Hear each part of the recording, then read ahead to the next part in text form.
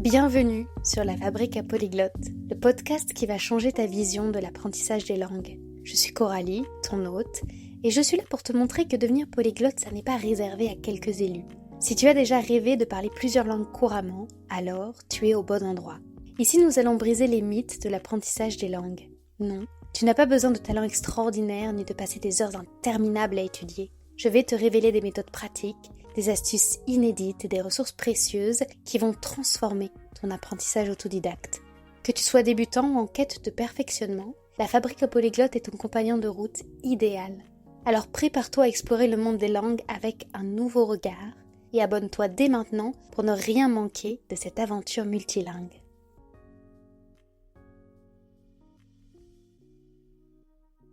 Bon, ça fait plusieurs fois que j'enregistre cette introduction, je dois la réenregistrer parce que je pensais faire un épisode droit au but, minimaliste, de 5 minutes. Tu vois, j'ambitionnais d'aller en deçà des 10 minutes pour te présenter le sujet du jour et en réalité j'ai beaucoup de choses à dire. Aujourd'hui on parle de quoi? On parle des plateformes qui te permettent de prendre des cours privés de langue en ligne avec des professeurs et des tuteurs du monde entier. Ces plateformes, tu les connais peut-être déjà, c'est Italki, Preply ou Preply.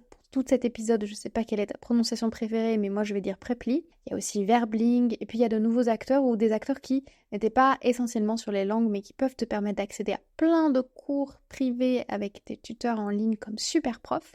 Et c'est des plateformes hyper chouettes parce qu'elles peuvent te permettre d'accéder à des personnes auprès de qui tu n'aurais pas pu prendre des cours dans d'autres contextes. Puis c'est une chouette occasion d'avoir des cours avec des locuteurs natifs. Alors personnellement, j'ai une expérience avec Italki en tant qu'élève et Preply à la fois en tant qu'élève, à la fois en tant que tutrice de conversation en français langue étrangère. Si tu as cliqué sur cet épisode, c'est que tu connais ces plateformes, ou en tout cas que tu en as déjà entendu parler, et aujourd'hui j'avais envie de faire cet épisode pour expliquer comment on peut en tirer le meilleur parti maintenant que j'ai cette expérience double, à la fois de tutrice, à la fois d'apprenante en fait. Et quels sont les critères à considérer quand on choisit son prof? Quelles sont les choses à faire et à ne pas faire pour vraiment en tirer le meilleur parti et surtout prendre du plaisir, vivre une belle expérience et, in fine, atteindre ses objectifs linguistiques. Parce que le cours privé, ça peut à la fois servir à rien comme nous faire un bond énorme dans notre pratique de la langue et dans notre niveau de langue en fait. Donc je te parle de plusieurs plateformes, mais le choix final va dépendre de plusieurs choses. D'abord tes préférences personnelles. Si t'aimes pas naviguer sur le site de Verbling, bon bah voilà, c'est réglé. Il y a évidemment ton choix de langue. Si tu apprends une langue qui est, je sais pas moi, l'espagnol, il y en a partout. Des professeurs d'espagnol, ça va être facile à trouver. Si tu apprends pas contre le basque espagnol, dans ce cas-là, tu as 6 profs sur Italki et un prof sur Preply par exemple. Si tu apprends le Wolof, tu as aucun prof sur Verbling qui a un choix limité de langue, aucun prof sur Preply, tu as aucun prof qui accepte des élèves sur Italki, mais tu as des profs enregistrés en Wolof sur Italki. Par contre, sur le site Superprof, tu as 9 professeurs de disponibles pour le Wolof. Tu vois, donc ton choix de langue va influencer ton choix de plateforme. Ensuite, tu vas avoir des plateformes monolingues comme Cambly qui est uniquement pour l'anglais, si je dis pas de bêtises. Et puis tu as des plateformes avec plusieurs langues. Donc, par exemple, si tu apprends plusieurs langues et que tu veux utiliser la même plateforme pour des logiques de coût ou pour simplifier ton organisation, eh bien, tu vas peut-être choisir une plateforme plutôt qu'une autre. Une chose que j'ai envie de te dire, c'est que moi, je suis pas neutre. J'ai utilisé Italki comme première plateforme, donc j'ai un petit lien émotionnel avec elle. Et ensuite, j'ai beaucoup utilisé Preply et j'ai enseigné sur Preply et donc j'aime Preply. Par rapport aux autres, je la trouve mieux. Je trouve qu'il y a un système comment on peut dire ça, d'amélioration continue de l'entreprise. Tu vois, ils en sont à leur 3e identité visuelle. L'ergonomie utilisateur, elle bouge tout le temps. Les outils qui nous sont donnés en tant que tuteurs, ils évoluent tout le temps. Il y a vraiment une évolution qui fait que la plateforme, elle est de mieux en mieux. Maintenant, par exemple, le questionnaire pour t'aider à sélectionner tes profs, il est beaucoup plus poussé sur Preply qu'Italki par exemple. Voilà, qui fait que moi je suis pas neutre dans ma présentation, j'ai une préférence personnelle, et à la fois émotionnelle, aller voir avec aussi des raisons rationnelles pour ça, mais toi tu fais en fonction de ce qui te plaît plus. Voilà, en fonction de si tu vas prendre tes cours sur le téléphone ou si tu vas prendre tes cours sur l'ordinateur, tu n'auras peut-être pas les mêmes critères, mais explore. Les tarifs au niveau de l'apprenant sont plus ou moins les mêmes. Par contre, si tu enseignes, mais je ne vais pas m'attarder sur le point de vue de l'enseignant ou du tuteur, les taux de commission ne sont pas les mêmes, les conditions ne sont pas les mêmes. Donc là, il y a vraiment un petit peu plus à creuser. Quand tu es apprenant, ça va plus se jouer plus sur le feeling, en fait, là où tu te sens mieux. On va passer aussi mon expérience de tutrice, professeure, etc. Sur le détail de ça. C'est pas ce qui nous intéresse aujourd'hui. Aujourd'hui, ce qui nous intéresse, c'est de savoir quand c'est le bon moment pour prendre un tuteur privé, qui choisir, comment on choisit, c'est quoi les bons critères, c'est quoi les faux bons critères, donc les mauvais critères. Et là, je vais te parler de mes propres erreurs. Et ensuite, comment on mène à bien un apprentissage avec son professeur, comment on participe, quelle est la position qu'on prend une fois qu'on est dans ces plateformes. Rapidement, la question du quand. Quand est-ce que c'est le bon moment pour ton apprentissage? Et là, c'est la chose qui va changer le plus d'une personne à l'autre. Si je te parle de mon expérience personnelle, j'aime parler assez vite dans mon apprentissage des langues. Donc je prends des cours de langue à partir d'un niveau A2 facilement, voire niveau A1 pour parler. Quand je commence, j'aime les cours de groupe. Moi, je suis très très fatiguée par des cours très longs en individuel et je suis par contre beaucoup plus intéressée par les cours privés une fois que j'ai besoin de personnaliser mon apprentissage ou ma pratique. Et du coup, à partir d'un niveau B1, je privilégie largement le cours individuel. J'ai utilisé les cours individuels en tant qu'élève sur ces plateformes pour mon anglais et pour mon espagnol exclusivement. Donc moi, je te dis, le quand, c'est quand tu le sens, quand tu en as besoin. Il faut tester si, par exemple, tu n'as jamais pris de cours et que tu sais pas si tu préfères le cours de groupe ou le cours individuel. Teste les deux. Et il y a quelque chose qui va aussi peut-être t'intéresser et qui rejoint la question du quand, c'est la question de la durée des cours que tu vas prendre. Et là aussi, ça va différer d'une plateforme à une autre, donc il y a des choses à regarder là-dessus. Donc une fois que tu t'es dit, quelle langue j'apprends? Est-ce que j'ai plusieurs plateformes? Qu'est-ce qui me simplifierait la vie? Et quelle est la durée de cours que je veux faire? Boum, tu as normalement ton choix de plateforme. Tu sais combien de temps tu as y consacré pendant la semaine et là c'est le moment de commencer à choisir ton professeur. J'ai fait des erreurs là-dessus. J'ai pas été logique parce que même si j'ai pas aimé vraiment beaucoup l'école, j'ai reproduit des logiques d'école dans mon choix de professeur. Je m'explique. Mon premier professeur que j'ai choisi, c'est Liam. C'était quelqu'un basé à Londres pour mon anglais. Et j'ai pas choisi quelqu'un qui me paraissait sympathique. J'ai pas choisi quelqu'un avec qui j'aurais eu envie de parler. J'ai choisi un jeune homme, plus vieux que moi, de 10 ans de plus que moi, avec plein de diplômes. Et en fait, je pensais que l'anglais d'Angleterre était le plus chic. J'ai pris la personne la plus qualifiée, celui qui me paraissait le plus sérieux. Et en fait, je me suis retrouvée en cours avec un très bon prof. Je pense que Liam est clairement un excellent professeur. Sauf que j'avais pas envie de lui parler. Je me retrouvais comme en cours de collège, en cours de lycée où t'es avec ton prof et t'as rien envie de lui raconter. Et je me souviens d'un cours, c'était au mois de décembre. Il me posait des questions sur ce que j'allais faire de mes vacances, mais j'avais pas envie de lui raconter. Parce que j'avais reproduit des logiques de c'est un homme plus âgé que moi, avec plein de diplômes, plein d'expériences, plein d'avis positifs, avec le meilleur ranking, le meilleur disposition sur la plateforme qu'il faut prendre comme prof. Mais c'est pas du tout quelqu'un avec qui j'avais envie de discuter. Et là, il faut prendre plus une logique de oui, c'est quelqu'un qui doit avoir un savoir, peut-être certains diplômes spécifiques dans mon cas, mais notamment si je fais une préparation à un examen par exemple, mais c'est quelqu'un avec qui il faut que j'ai envie de parler. Et moi, j'avais zappé le côté plaisir, le côté joie, le côté amical, le côté... Et j'ai retrouvé ma sélection de profs, parce que tu peux faire une petite sélection sur Italki. Il n'y a aucun prof qui me paraît sympa maintenant. Je me dis, mais mon choix, c'était que du choix. Est-ce qu'il a 5 étoiles? Est-ce qu'il a plein de diplômes? Est-ce qu'il a rempli toutes les catégories? Est-ce qu'il décrit avec précision sa méthodologie de cours? Est-ce que machin? Il n'y a aucun que je trouve cool ou sympathique. Vraiment, je me dis, mais c'est étrange ce critère de choix. Il y a 80% d'hommes que j'avais sélectionnés, puisque pour moi, quelqu'un de plus qualifié, c'est souvent un homme. C'est drôle comme vision des choses maintenant que je retrouve ma sélection de profs que j'ai faite il y a un bout de temps maintenant. Et ensuite, les femmes que j'ai choisies, elles sont extrêmement masculines, tu vois. J'ai vraiment fait une sélection de gens qui ont 15-20 ans de plus que moi, avec plein de diplômes. En gros, c'est ça. Donc, je vais te dire mes idées du cœur. Dis-toi, quels sont les sujets que j'ai envie d'aborder en cours? J'ai envie de parler de quoi? J'ai envie de parler avec qui? Et j'ai envie de parler dans quel contexte?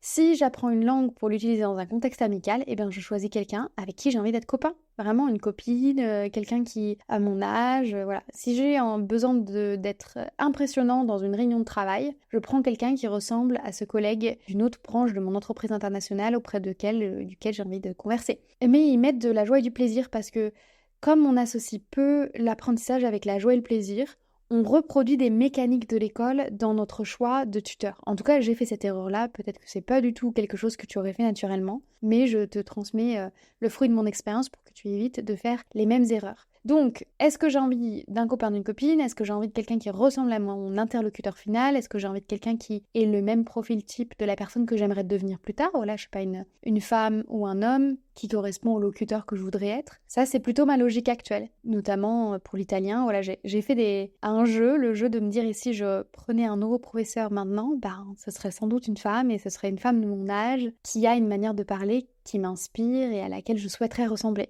Voilà, aujourd'hui, ce serait différent. Les diplômes, est-ce que c'est important? Quand tu abordes des sujets spécifiques, oui. Je te disais, la préparation à un examen nécessite que la personne soit qualifiée. Parce que dans ces plateformes, tu vas trouver des professeurs qui sont diplômés et des tuteurs, c'est-à-dire des natifs qui font ça soit parce qu'ils sont étudiants, soit sur leur temps libre, soit pour compléter leurs revenus. Et les plateformes en général indiquent assez clairement si c'est un professeur diplômé ou si c'est un tuteur communautaire, notamment sur Italki. Italki, c'est la plateforme qui distingue le plus ces deux profils. Trouver quelqu'un de diplômé, ça va être hyper important dans le cas de la prononciation. Ce que je veux dire, c'est que savoir prononcer les sons de la langue et avoir une prononciation de natif, c'est deux choses extrêmement différentes. Et dans le cas où tu veux faire de la correction de prononciation, où tu veux un professeur spécialisé, c'est des diplômes particuliers, et là, oui, tu dois faire très attention au curriculum vitae de ton prof. Combien de langues parle le tuteur ou la tutrice? C'est un point de vue aussi important à aborder. Parce que tu vas avoir besoin d'utiliser une langue intermédiaire dans le cas où tu prends des cours à un niveau débutant. Et aussi si tu souhaites que cette personne comprenne les difficultés par lesquelles tu passes. Par exemple, moi je me rends compte que ma sélection de profs d'anglais que j'avais choisie sur Italki, c'était des personnes qui ne parlaient absolument pas français. C'était que des personnes qui parlaient très bien anglais, mais qui parlaient pas d'autres langues. Liam, il parlait uniquement anglais et il avait une initiation au géorgien. Il n'avait pas de connaissance des langues romanes, vraiment, et il comprenait pas les difficultés toujours par lesquelles je passais. Donc c'est important pour des notions de compréhension, et voilà, et de t'assurer que tu auras toujours une langue intermédiaire avec ton tuteur. Moi, comme j'utilise maintenant les tuteurs à partir d'un niveau B1, j'ai en général pas besoin d'avoir une langue intermédiaire, mais je regarde beaucoup cette catégorie de combien de langues parle le tuteur que je sélectionne. Pourquoi? Parce que je suis dans une dynamique de polyglotte, donc j'aime pouvoir parler avec des personnes qui ont des mêmes centres d'intérêt que moi, et quelqu'un qui a appris plusieurs langues, en général, des centres d'intérêt communs avec moi. Donc j'aime bien quand je vois un tuteur qui a mis 5-6 langues, qui touche à tout, qui s'intéresse à des langues de familles différentes, qui a une curiosité linguistique, parce que je sais qu'on aura beaucoup de choses à se dire. Et les points en commun, pour moi, c'est hyper important de regarder, est-ce que cette personne-là a des centres d'intérêt communs aux miens? Et c'est comme ça que j'ai choisi mon professeur d'espagnol. Il aime la culture, le cinéma, tout ça. Je savais qu'on aurait toujours des sujets intéressants, enfin, toujours de quoi se parler, de quoi se raconter. C'est pas très français ma phrase, mais enfin, j'espère que tu as compris. Donc, combien de langues parle mon prof? Est-ce qu'on a une langue intermédiaire? Et est-ce que, par exemple, si tu es un peu des geeks des langues, est-ce que cette personne aussi est geek des langues? Parce qu'il y a des personnes qui ne sont pas du tout geeks de langue, qui enseignent aussi. Et moi, j'aime bien discuter des langues avec mon prof. Géographiquement, où est-ce que cette personne est située? Bon, ça va influencer évidemment le fuseau horaire de la personne et ça va influencer aussi sa disponibilité horaire par rapport et sa compatibilité par rapport à ton emploi du temps.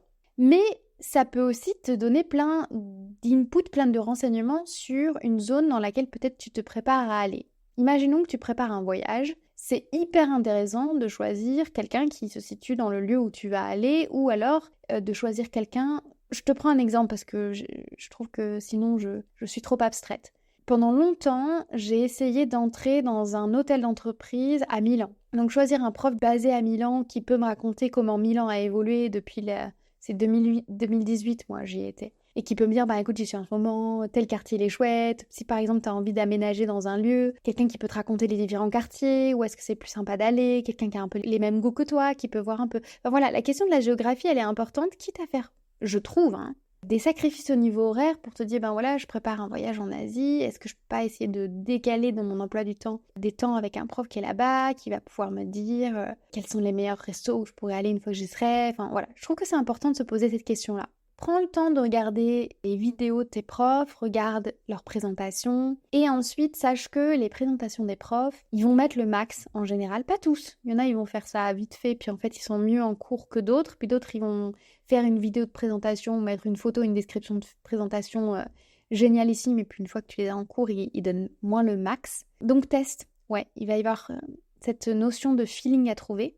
Je pense qu'il faut pas mettre non plus que des critères rationnels en route parce que c'est quand même une rencontre. Le cours privé de langue, c'est une rencontre. Il y a énormément d'affect en jeu.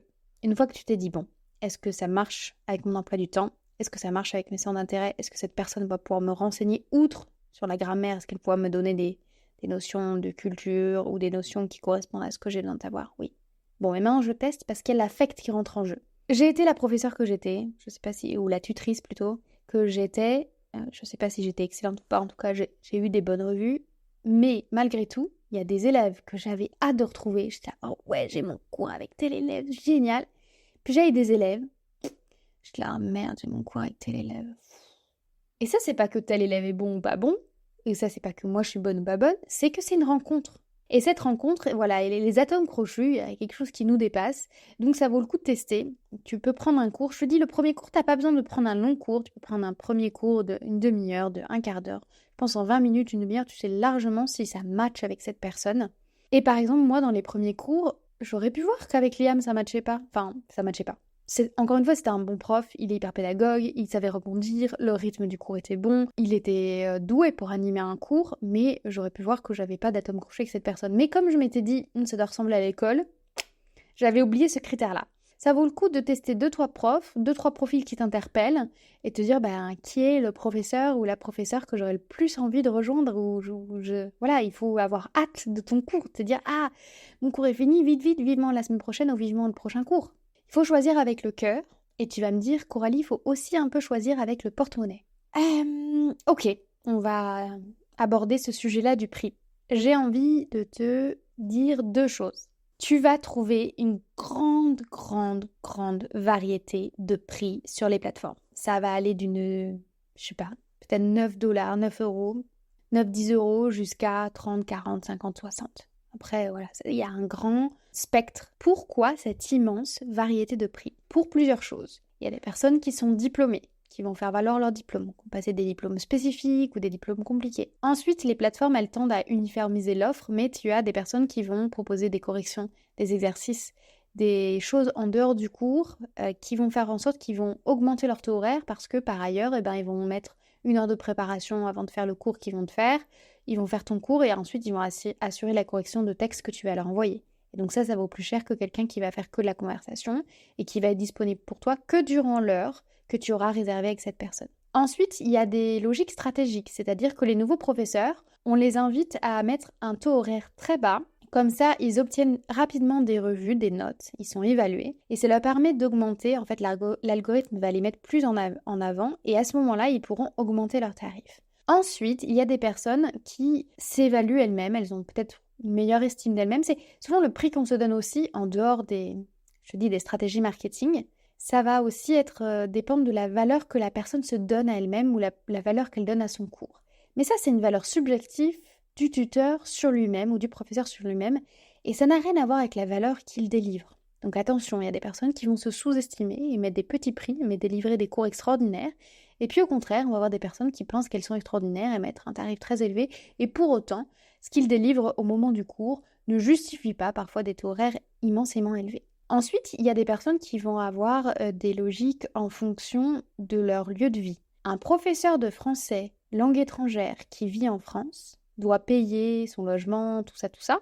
Mais si cette même personne fait un voyage et enseigne depuis la Thaïlande, il pourra proposer des cours à un autre taux. Parce qu'il y a le coût de la vie où la personne est implantée qui va justifier une variation de prix très très grande. C'est quoi le juste prix? Le juste prix dépend aussi de la personne où elle est située. Tu sais que si tu payes peu cher une personne qui est située dans un pays où le coût de la vie est élevé, en sachant que cette personne doit un certain pourcentage de commission à la plateforme et en plus un certain pourcentage basé sur le prix que tu payes toi à l'URSSAF ou en tout cas doit payer des taxes là-dessus, tu sais qu'il est dans une situation hyper précaire. Donc le juste prix, c'est quelque chose entre ce qui est juste de payer au professeur et ce que toi tu peux payer.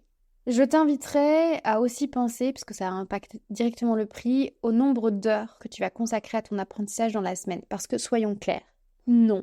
1 heure de cours, de conversation par semaine, et si tu fais rien d'autre à côté, ça ne va pas t'aider. Ce n'est pas suffisant pour progresser. Et même ça vaut mieux de faire 2 cours d'une demi-heure dans la semaine plutôt que d'un seul cours par semaine si tu n'as pas la possibilité d'investir beaucoup au niveau des sous dans ton apprentissage des langues.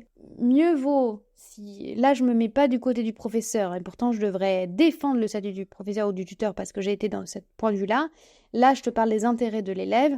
Mieux vaut que tu prennes un professeur avec un taux horaire moins élevé mais que tu lui prennes plus de cours plutôt que tu prennes un prof, même s'il est génial, avec un taux horaire plus élevé, mais que tu fasses qu'un seul cours par semaine. Voilà, je vais pas t'indiquer quoi faire, toi seul sais comment gérer ton porte-monnaie. La chose la plus importante que j'aimerais transmettre à travers cet épisode et qui va changer la donne au-delà de choisir un prof, au-delà de la sélection de la plateforme, ce qui va avoir un impact sur ton apprentissage, c'est toi. Comment tu vas apprendre à communiquer tes besoins. La posture de la Fabrica Polyglotte, c'est écoute mon gars, ou écoute chère nana, écoute ma copine. Le pouvoir est entre tes mains. Parce que oui, tu vas choisir un professeur plutôt qu'un autre, il y a une variation de niveau, ils n'ont pas tous la même pédagogie, ils n'ont pas tous la même manière d'expliquer les choses, etc., etc. Mais c'est à toi de gérer ton apprentissage. C'est à toi de savoir arrêter de prendre un cours avec telle personne, transférer tes crédits sur un autre professeur si ça va pas. C'est à toi de savoir gérer les choses parce que le professeur n'est pas omniscient, omnipotent. Il ne peut pas te faire apprendre malgré toi. Il ne peut pas savoir ce dont tu as besoin si tu ne sais pas le lui expliquer. Il va pas savoir si par exemple tu es lassé d'utiliser un support qu'il t'a proposé. Il va pas savoir si tu as besoin de changements plus souvent que d'autres élèves. Il a plein d'élèves, un tuteur, je te dis, quand tu as à gérer une vingtaine d'élèves dans ta semaine, différents. Tu as des fois une manière standard d'aborder les choses et puis si ton élève te dit il faut aller plus vite, il faut aller moins vite, il faut faire plus de choses dans le cours, il faut faire moins de choses dans le cours, voilà, tu t'adaptes, mais la personne qui doit exprimer ce besoin, c'est toi. Il faut que tu apprennes à exprimer tes besoins. Comment ça commence? Ça commence avec ton premier message. Je te dis, avant de réserver une heure de cours, je te conseille d'envoyer un petit mot, les plateformes elles proposent ça, un petit mot à ton professeur. D'abord, tu vas pouvoir commencer à mettre en place une relation avec lui ou elle. Par exemple, tu vas pouvoir choisir la langue que tu vas utiliser à travers ce message écrit. Ça va t'aider déjà à formuler ton message, puis à voir quelle langue tu veux mettre entre vous. Si tu prends par exemple un professeur d'espagnol, est-ce que j'ai directement envie de lui écrire en espagnol? Est-ce que j'ai envie d'écrire avec mon espagnol un peu cassé? Est-ce que j'ai envie d'écrire en français? Est-ce que j'ai envie d'écrire en anglais? Tu vas voir, déjà c'est premier retour, est-ce que cette personne te répond vite, pas vite? Est-ce qu'elle te répond dans ta langue? Est-ce qu'elle te répond dans une autre langue? Est-ce qu'elle a bien compris? Voilà, parce que le but du premier message, c'est toi de formuler ton besoin. Cher un tel ou chère une telle, voilà mon projet, c'est pas la peine de lui faire un pavé, hein. Voilà mon projet, j'ai besoin d'apprendre dans telle situation, dans tel contexte, j'ai vu que votre profil correspondait à mon besoin, est-ce que tu peux me confirmer que tu peux m'aider à atteindre tel résultat? Ce premier message, pour moi, il est fondamental parce que toi, tu vas pouvoir clarifier ton objectif, tu vas pouvoir peut-être lui partager des doutes, des peurs, des centres d'intérêt et voir comment ça se passe. Ensuite, tout au long de ton apprentissage, tu vas avoir besoin de communiquer. Tu vas avoir besoin de communiquer quand tu es fatigué en début de séance, tu vas avoir besoin de communiquer quand ce que tu fais en cours ne te convient plus, ne te convient pas, quand tu as besoin d'ajustement. Quand il y a des changements dans ta vie, parce que parfois tu vas commencer une langue pour telle ou telle raison, pour un voyage ou pour des raisons professionnelles, et puis il y a des changements, et là ton prof il peut pas les deviner ces changements. Si par exemple tu es dans une entreprise internationale et qu'on t'a changé d'équipe et que tu n'es plus dans l'équipe anglophone mais tu es dans l'équipe hispanophone, et que du coup l'anglais est moins important et que tu veux baisser le nombre d'heures de cours que tu prends avec lui par semaine ou changer les objectifs, bref, tout ça tu dois le communiquer à ton professeur. Il n'est pas dans ta tête. J'imagine que faut pas non plus faire des changements tout le temps. Ton prof, normalement, il est censé te demander au premier cours tes objectifs et aussi te faire un plan. D'ailleurs, sinon, tu peux lui demander qu'est-ce qu'on va faire pour les 3 prochains mois? Qu'est-ce qu'on va faire pour les 6 prochaines séances? Il faut pas non plus changer à tous les cours. Donc voilà, ne pas non plus tomber dans l'erreur de trop diriger le prof parce qu'il sait quand même ce qu'il fait en général. Moi, j'avais de tous les cas de figure comme élève. J'avais des élèves qui voulaient être complètement pris en main. Ils me laissaient faire, mais des fois ils participaient pas ou ils m'indiquaient pas quand ça allait pas et j'avais besoin de les interroger. En général, ton prof te dit est-ce que ça va? Est-ce que ça s'est bien passé aujourd'hui la séance? Puis j'avais des élèves qui me dirigeaient complètement. Et là, il faut avoir des fois la souplesse d'écouter ton professeur quand il te donne des indications. Je me souviens d'un élève qui voulait absolument apprendre plein d'expressions idiomatiques. Je lui ai dit c'est très chouette les expressions idiomatiques, je suis content que tu apprécies ça.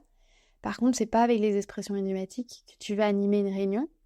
Et surtout, tu vas animer ces réunions au Sénégal. Moi, je suis française, je te donne des expressions, je ne sais pas si elles sont utilisées par tes interlocuteurs que tu vas avoir en réunion. Pourquoi pas apprendre certaines expressions sans souci, mais j'aimerais que tu vérifies auprès de tes collègues sénégalais que c'est des expressions qu'ils connaissent, sinon c'est du temps perdu, voilà.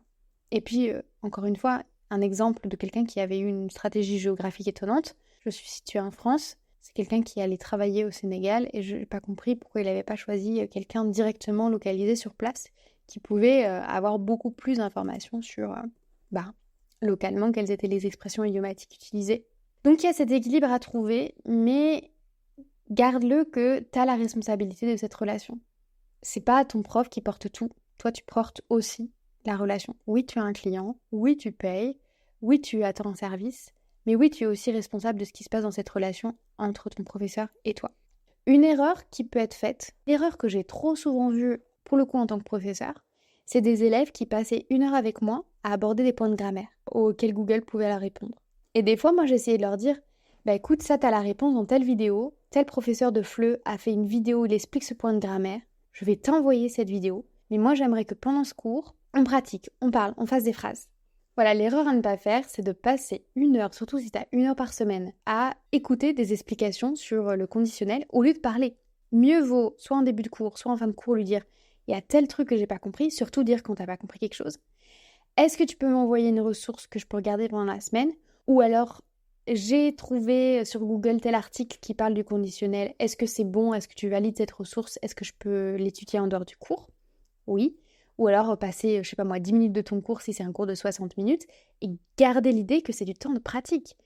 C'est du temps d'échange direct entre toi et cette personne. Ne tombe pas dans ce piège de perdre ton heure de pratique que tu as payée à avoir quelqu'un qui te redit quelque chose que tu pourrais trouver sur Google. Moi, j'étais toujours désolée quand j'avais passé 1 heure à donner des explications à mes élèves qui faisaient que de me poser des questions et que je me suis dit, mais vraiment ne pas en faire des cours qui ressemblent à l'école, en fait. C'est ça, surtout ça. Essayer d'en faire un moment joyeux, un moment de pratique, un moment où tu te dis, ouf, à la fin d'un moment, tu dois être un tout petit peu fatigué. Tu dois avoir parlé, fait des phrases, avoir fait des exercices. Moi, j'utilisais des ressources avec des jeux, avec des quiz et tout ça. Voilà, prends en compte que ça doit t'amuser les ressources que vous faites. Et l'important, c'est que tu aies pratiqué, que tu aies fait des choses que tu ne savais pas faire avant, ou que tu aies activé du vocabulaire que tu connaissais mais que tu n'avais pas utilisé en contexte de conversation, que tu aies fait des dialogues. Donc je récapitule. L'important quand je sélectionne mon professeur, c'est un professeur qui, dans le cas où j'ai une demande spécifique, il répond par son curriculum vitae, qui est géographiquement localisé dans un endroit, quitte à utiliser une plateforme internationale, où ça va me donner des informations sur le lieu, quelle langue cette personne parle, quand est-ce qu'il est disponible, évidemment quel est le tarif, privilégier quelqu'un qui me permettra de prendre plusieurs cours à la semaine, quitte à ce que ce soit des cours d'une demi-heure.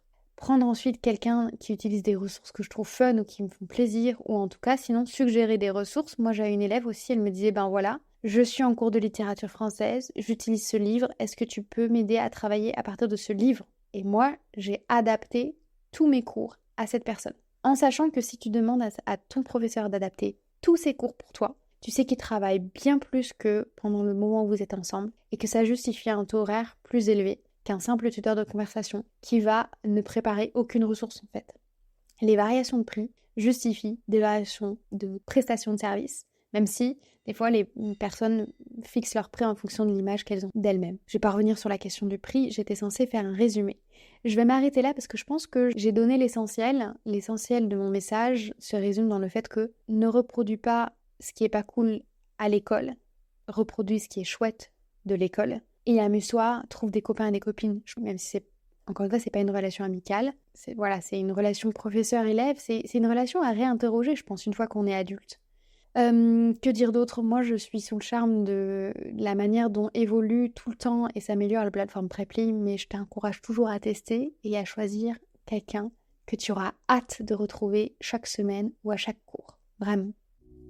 Merci d'avoir écouté cet épisode de la Fabrique à Polyglotte jusqu'à la fin. J'espère sincèrement qu'il a été enrichissant pour toi. Si c'est le cas, j'ai une faveur à te demander.